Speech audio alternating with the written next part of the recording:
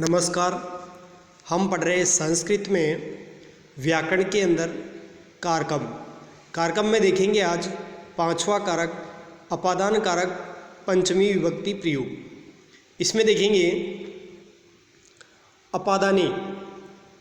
अपादाने पंचमी अपादान में जहाँ किसी वस्तु से कोई वस्तु अलग हो, यानी किसी एक वस्तु से दूसरी वस्तु अलग होती है या अलग हो, उसके अर्थ में पंचमी विभक्ति का प्रयोग होता है, यानी अलग होने के अर्थ में पंचमी विभक्ति का प्रयोग होता है।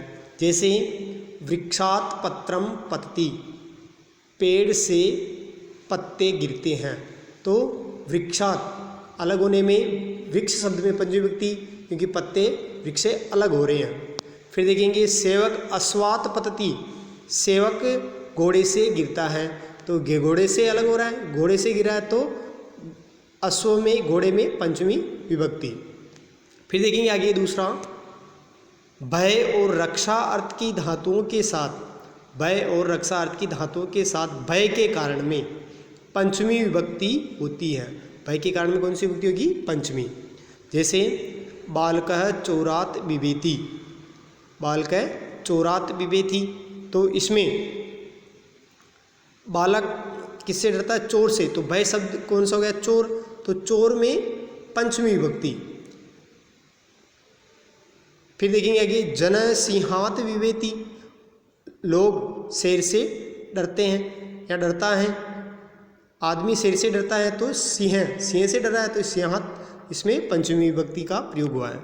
फिर देखेंगे अगला अन्य आरात, अन्य आरात इतर तथा अर्थ वाले, यानी अन्य आरात इतर तथा अर्थ एवं रीते के योग में के बिना, रीते का अर्थ क्या होता है? के बिना के योग में पंचमी विभक्ति का प्रयोग होता है। जैसे ज्ञानात रीते न मोक्ष, ज्ञान के बिना मोक्ष नहीं है, तो इसमें रीते शब्द के योग में ज्ञान शब्द में पंचमी विभक्ति का प्रयोग हुआ है।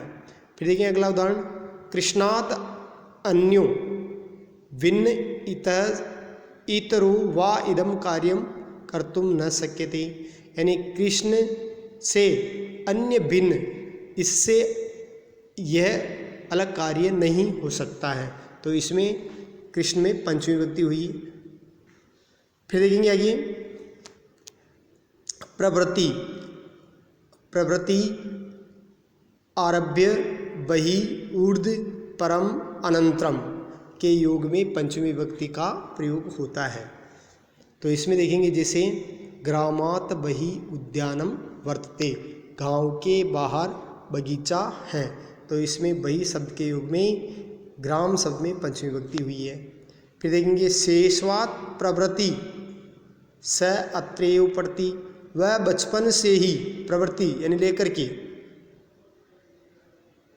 शेषु से लेकर यानी बचपन से ही यहीं पढ़ रहा है, तो इसमें प्रवृत्ति के युग में शेषवा शब्द में पंचमी विभक्ति हुई, शेषवा शब्द में पंचमी विभक्ति हुई है। फिर देखेंगे अगला पृथक विना नाना, पृथक यानी अलग, विना यानी के बिना, नाना यानी अनेक प्रकार से। शब्दों के योग में द्वितीया, तृतीया और पंचमी विभक्ति का प्रयोग होता है, यानी इन शब्दों के योग में तीनों विभक्तियों का प्रयोग होता है, कोई सी भी विभक्ति हो सकती है। जैसे रामम द्वितीया, रामेण तृतीया, रामात पंचमी, विना अहम तत्र न गमिष्यामि, राम के बिना मैं यहाँ नहीं आऊँगा, जाऊँगा। फिर देखेंगे ज्ञानम ज्ञानेन ज्ञानात विना सुख न, यानी ज्ञान के बिना सुख नहीं है, तो इन शब्दों के योग में पंचमी भी हो सकती हैं, द्वितीय भी हो सकती हैं और तृतीय विभक्ति भी हो सकती हैं। फिर देखेंगे अगला जुगुप्सा घृणा करना, विराम रुकना और प्रमाद भूल करना आदि शब्दों के योग में पंचमी विभक्ति का प्रयोग होता है। जैसे पापात जुगुप्सेते, पाप से घृणा करो, धर्मात प्रमदति, धर्म धर्म को भूलो मत, प्रबुद्ध यानी भूलना नहीं, तो धर्म को भूलो मत। इन शब्दों के युग में भी पंचमी विभक्ति होगी, जैसे पापात में पंचमी जुगुप्सा के युग में, और धर्मात में प्रमाद्यति में के युग में पंचमी विभक्ति का प्रयोग हुआ। ये अपादान कारक समाप्त हुआ है। कल हम अगला कारक संबंध कारक के बारे में पढ़ेंगे। जय श्री कृष्णा।